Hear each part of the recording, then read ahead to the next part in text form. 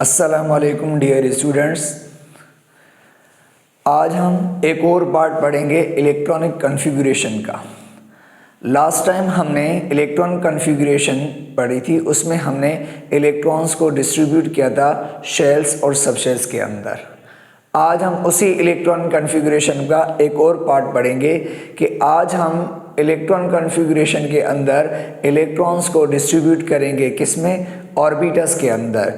तो आज हम ये डिस्कस करेंगे कि इलेक्ट्रॉन्स को ऑर्बिटल्स के अंदर किस तरीके से रखा जाता है, तो उनके भी कुछ रूल्स हैं। तो हम आज उन रूल्स पे डिस्कस करेंगे कि उन रूल्स के हिसाब से कि इलेक्ट्रॉन्स को ऑर्बिटल्स के अंदर किस तरीके से फिल किया जाता है। ठीक है, तो याद रखो कि इलेक्ट्रॉन्स को जब हम शेल, सबशेल और ऑर्बिटल्स के अंदर किस तरीके से डिस्ट्रीब्यूट करते हैं तो उनके कुछ चंद रूल्स हैं। तो हम उन रूल्स के मुताबिक इलेक्ट्रॉन्स को शेल्स, सबशेल्स और ऑर्बिटल्स के अंदर फिल करते हैं। लास्ट टाइम हमने जो इलेक्ट्रॉन डिस्ट्रीब्यूट किए थे वो शेल्स और सबशेल्स के अंदर किए थे। आज हम इलेक्ट्रॉन्स को ऑर्बिटल्स के अंदर डिस्ट्रीब्यूट करेंगे और उनके कुछ रूल्स हैं। तो हम उन रूल्स के हिसाब से इलेक्ट्रॉन्स को क्या करेंगे, हम ऑर्बिटल्स के अंदर किस तरीके से इलेक्ट्रॉन डिस्ट्रीब्यूट किए जाते हैं, तो आज हम उन पे डिस्कस करेंगे। तो सबसे पहला आप रूल है Pauli's exclusion principal. Pauli's exclusion principal ये ऐसा प्रिंसिपल है, ये हमें ये बताता है कि किसी भी ऑर्बिटल्स के अंदर, किसी एक ऑर्बिटल के अंदर कितने इलेक्ट्रॉन्स रखने हैं और किस तरीके से इलेक्ट्रॉन्स रखने हैं, हमें ये पाउलीज एक्सक्लूजन प्रिंसिपल बताता है।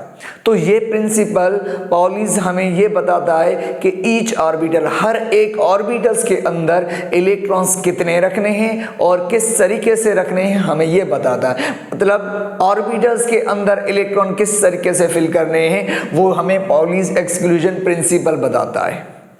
ठीक है, अच्छा, तो पाउलीज एक्सक्लूजन प्रिंसिपल, इस प्रिंसिपल का ये कहना है कि पाउलीज का कहना है कि हर ऑर्बिटल के अंदर मैक्सिमम 2 इलेक्ट्रॉन रखने हैं। तो इस प्रिंसिपल का क्या कहना है कि हर ऑर्बिटल के अंदर कितने 2 इलेक्ट्रॉन आएंगे, 2 से ज़्यादा ऑर्बिटल के अंदर इलेक्ट्रॉन नहीं रखने हैं according to the Pauli's exclusion principal.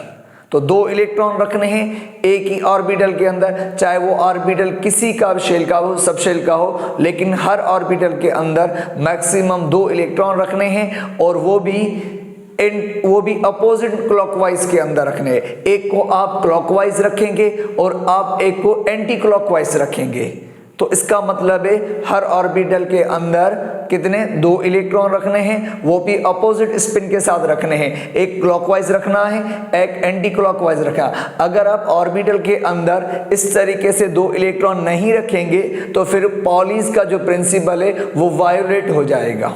ठीक है, तो यहाँ पर हमने एग्जाम्पल, तो क्या स्टेटमेंट है पाउलीज की कि each orbital can accommodate only 2 electrons, वो भी विद अपोजिट स्पिन के साथ रखने हैं। तो यहाँ पर मैंने कुछ ऑर्बिटल्स के लिए बॉक्स बनाए हैं और इन ऑर्बिटल्स के अंदर हम इलेक्ट्रॉन्स को क्या करेंगे, रखेंगे according to the Pauli's exclusion principle के मुताबिक रखेंगे। ठीक है, तो अब यहाँ पर हम देखें इस बॉक्स के अंदर, तो पाउलीज का क्या कहना है, हर ऑर्बिटल में कितने इलेक्ट्रॉन रखने, 2, और वो भी अपोजिट स्पिन के साथ। एक क्लॉकवाइज रखना है और एक एंटी क्लॉकवाइज रखना है। तो मान लो ये एक ऑर्बिटल का बॉक्स है, इसमें हम 2 इलेक्ट्रॉन रखेंगे। तो अकॉर्डिंग टू पाउली के हिसाब से 2 इलेक्ट्रॉन रखना है, एक क्लॉकवाइज रखना है ऊपर एरो और दूसरा इलेक्ट्रॉन एंटी क्लॉकवाइज रखना है। इस तरीके से हमें हर ऑर्बिटल में 2 इलेक्ट्रॉन इस स्टाइल में रखने हैं according to the Pauli's exclusion principle के मुताबिक।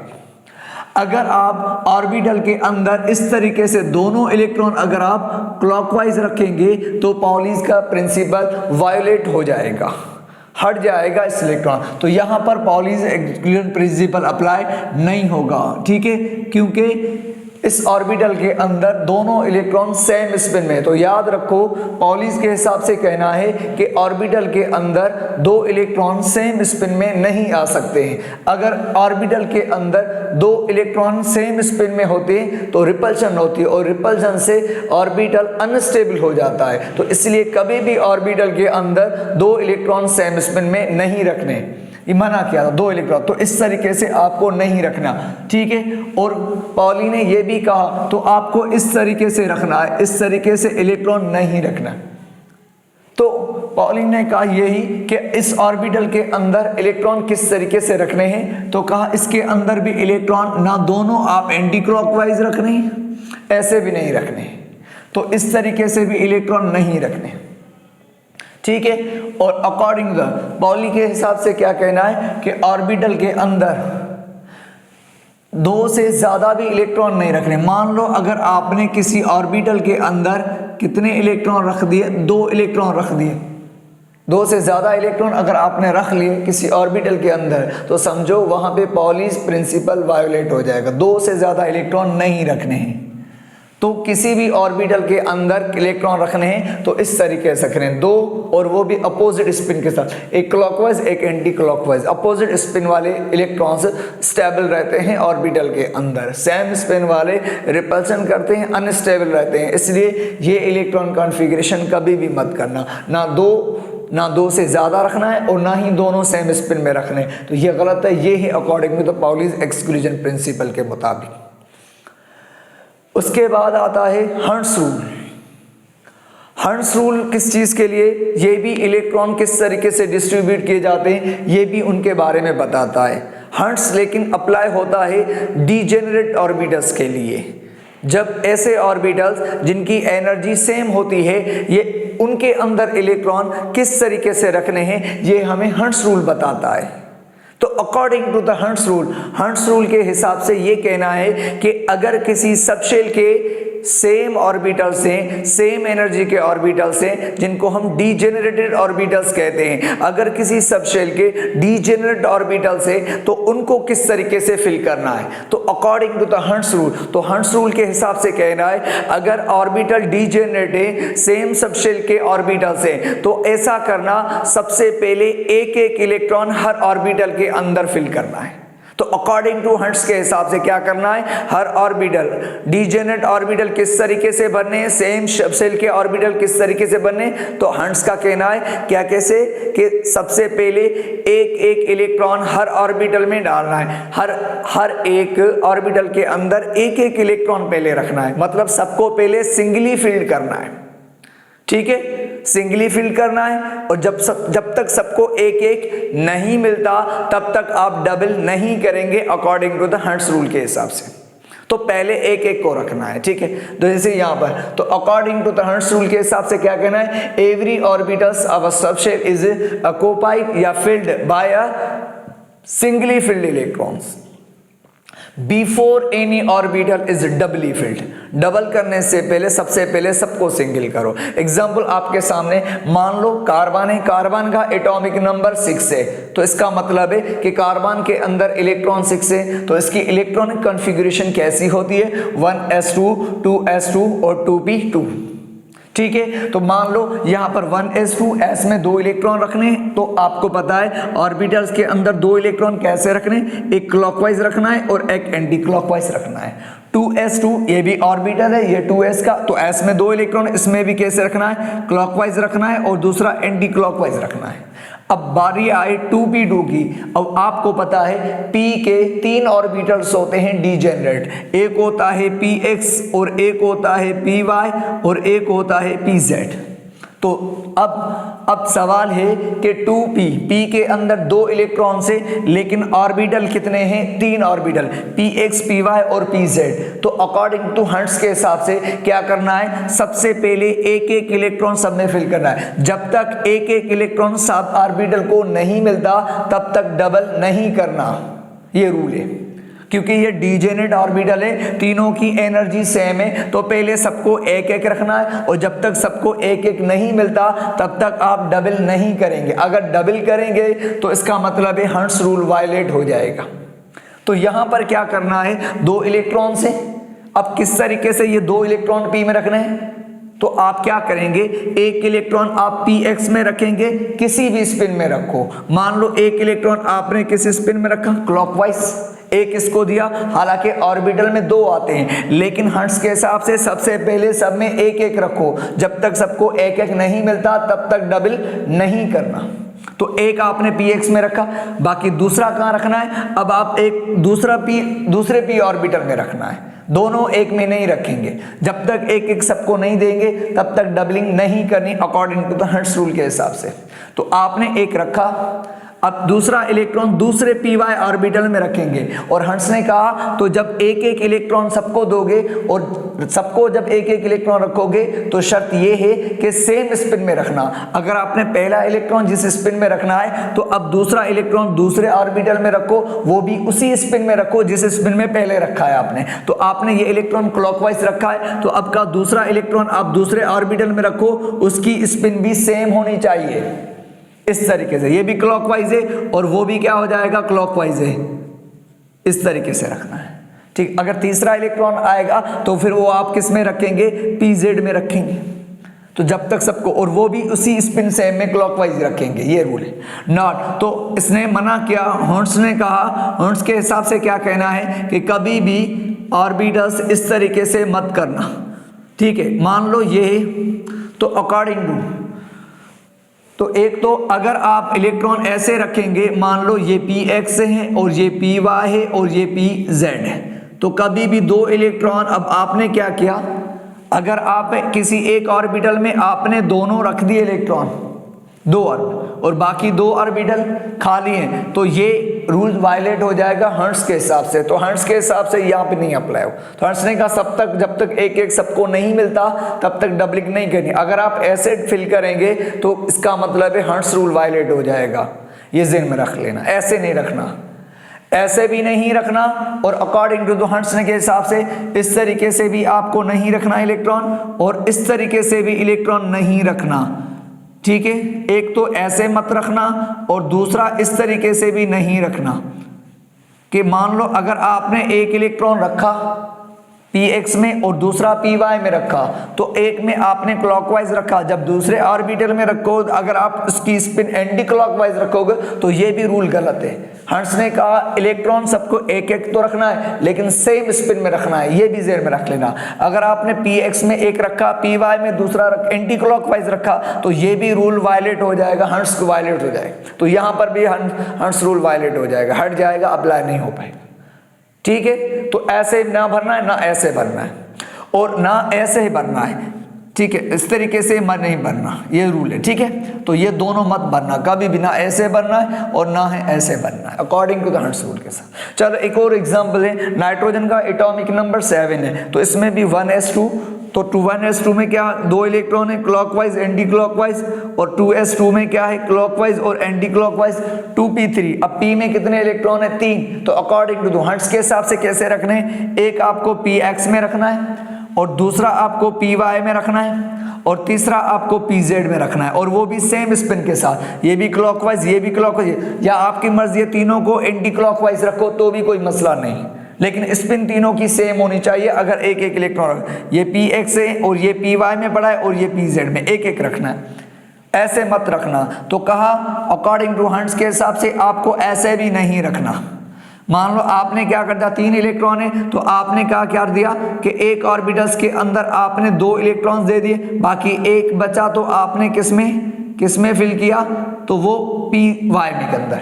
तो ऐसे मत करना, अगर आप इस तरीके से रखेंगे तो हर्ट्ज रूल वायलेट हो जाएगा, क्योंकि हर्ट्ज के हिसाब से एक एक इलेक्ट्रॉन जब तक नहीं मिलेगा सेम स्पिन के साथ तब तक आपको डबलिंग नहीं करनी, तो मत भरना। और स्पिन भी तीनों की सेम होनी चाहिए, अगर स्पिन एक की भी चेंज हो गई तो हर्ट्ज रूल वायलेट हो जाएगा, अप्लाई नहीं होगा। नेक्स्ट एग्जांपल है ऑक्सीजन, एटॉमिक नंबर 8 है, तो इसमें 8 इलेक्ट्रॉन है, इसमें भी 1s2 2s2 2p4, इसमें 1s2 2 इलेक्ट्रॉन भरने अपोजिट स्पिन के साथ, और 2s2 में भी क्या है, 2 इलेक्ट्रॉन है अपोजिट स्पिन। अब 2p4 है तो इसके p में 3 इलेक्ट्रॉन है, तो और ऑर्बिटल p के 3 होते, px py pz। तो अकॉर्डिंग टू हर्ट्ज के हिसाब से सबसे पहले एक इलेक्ट्रॉन इसमें रखेंगे और एक इलेक्ट्रॉन इसमें रखेंगे और एक इलेक्ट्रॉन इसमें सब में एक एक रखेंगे सेम स्पिन के साथ। अब एक इलेक्ट्रॉन बचा, अब का जो एक इलेक्ट्रॉन बचा अब वो आप किसी में भी रखो, जरूरी नहीं कि px py में pz, क्योंकि तीनों डीजेनेट ऑर्बिटल सेम एनर्जी वाले। तो अब का एक बचा, अब आप किसी को एक को दे दो, उसमें पेयर बना दो। अब कहा कि एक इलेक्ट्रॉन बचा तो आप किसी भी ऑर्बिटल के अंदर, ये मान लो px है, ये py है और ये pz जेड है। अब एक इलेक्ट्रॉन बचा तो कहा वो किसी एक ऑर्बिटल के अंदर पेयर हुआ, अब एक बचा तो अब आप क्या करेंगे, अब आप ऑर्बिटल में डबल करेंगे, और जब एक ऑर्बिटल में जब दूसरा इलेक्ट्रॉन रखना है तो वो फिर अपोजिट होना चाहिए according to the Pauli's exclusion principle. Orbital में जब दो इलेक्ट्रॉन रखो तो एक क्लॉकवाइज एक एंटी ऐसे रखना है, इस तरीके से रखना है, और कहा इस तरीके से मत रखना, इस तरीके से अगर रखोगे तो भी, अगर मान लो आपने एक इलेक्ट्रॉन इधर रखा, ऐसे रखा, दूसरा चौथा अगर आपने इलेक्ट्रॉन ऐसे रखा, अगर इस तरीके से रखा दोनों इलेक्ट्रॉन्स पे, तो ये नहीं हो सकता। एक एक सबको दिया, जब पेयरिंग करेंगे, जब दूसरा इलेक्ट्रॉन रखेंगे सेम ऑर्बिटल के अंदर तो उसकी स्पिन अपोजिट होनी चाहिए एंटी क्लॉकवाइज इस तरीके से। Last one example neon, neon का एटॉमिक नंबर 10 है तो इसमें 10 इलेक्ट्रॉन है, 1s2, इसमें 2 इलेक्ट्रॉन्स आपको भरने हैं, ये क्लॉकवाइज एंड, इसमें भी 2 इलेक्ट्रॉन्स भरने क्लॉकवाइज और एंटी क्लॉकवाइज। अब इसमें कितने 2p6 6 इलेक्ट्रॉन है, तो पहला एक इलेक्ट्रॉन इसमें आएगा, दूसरा इसमें आएगा, तीसरा एक एक रखा सेम स्पिन में अकॉर्डिंग टू व्हाट्स, बाकी 3 बचे तो अब आप पेयर करो, दूसरा रखो एंटी क्लॉकवाइज, इसके अंदर भी एंटी क्लॉकवाइज और इसके अंदर भी, इस तरीके से आप फिल करेंगे। तो ये तरीका है ऑर्बिटल्स के अंदर इलेक्ट्रॉन किस तरीके से फिल करने, जिनकी एनर्जी सेम हो ऑर्बिटल्स की, तो वहां हर्ट्ज रूल अप्लाई होगा। तो इनको अच्छे तरीके से पढ़ लो, ठीक है। उसके बाद आ जाओ नेक्स्ट लास्ट रूल है n+l रूल है। कौन सा? n+l rule. तो असल में n+l रूल ऑफ-बाउ प्रिंसिपल बिल्कुल उसकी तरह है, बस इन्होंने ये रूल किसने दिया? विस्वाइसर ने दिया था, और इसको हम विस्वाइसर रूल भी कहते हैं, ठीक है। ये n+l वैल्यू के हिसाब से बनाया गया। तो विस्वाइसर ने क्या किया, ऑफ-बाउ का जो रूल था, ऑफ-बाउ ने यही प्रिंसिपल में कहा था, ऑफ-बाउ प्रिंसिपल में ये कहा गया कि इलेक्ट्रॉन पहले ऑर्बिटल्स वो बने हैं जिनकी एनर्जी लो होती है, और जिनकी हाई एनर्जी होती है उनको बाद में भरेंगे। जैसे जैसे ऑर्बिटल्स की एनर्जी बढ़ती जाएगी हम उस तरीके से उनको बाद में रख दिया। अब मसला ये हो रहा था कि किन ऑर्बिटल्स की एनर्जी कम होती है और किन ऑर्बिटल्स की एनर्जी ज्यादा होती है, कैसे पता चले? तो विस्वाइसर ने एक बहुत ही सिंपल रूल बनाया n+l रूल के नाम से। उसने कहा कि ये बहुत ही सिंपल रूल है, अगर n+l रूल के हिसाब से अगर आप ऑर्बिटल्स भरेंगे तो आप बिल्कुल आसान हो जाएगा। तो इन्होंने सिर्फ क्या किया, n+l रूल बनाया, और बहुत आसानी के लिए। तो अकॉर्डिंग तो चलें इसके हिसाब से, लेकिन ये रूल अप्लाई होता है कि सबशेल किस तरीके से भरने, ऑर्बिटल मतलब किस ऑर्डर के साथ भरने।